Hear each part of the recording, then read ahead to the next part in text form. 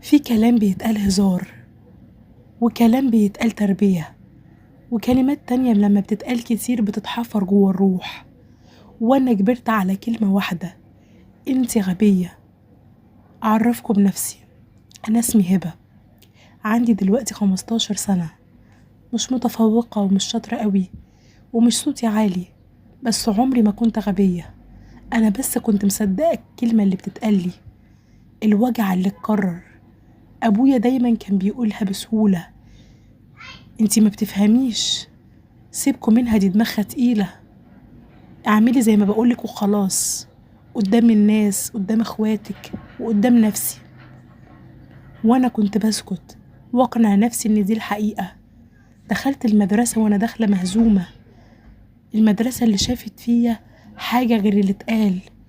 في اعدادي دخلت علينا مدرسة عربي جديدة اسمها ميس نجلاء، كانت بتبص في وشوشنا مش في الكشاكيل بس. في حصة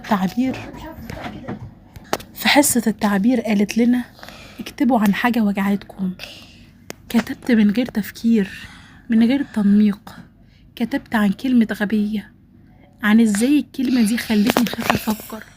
اللحظة اللي غيرت كل حاجة ان بعد الحصة قالت لي: استني يا هبة، عايزة اتكلم معاكي شوية.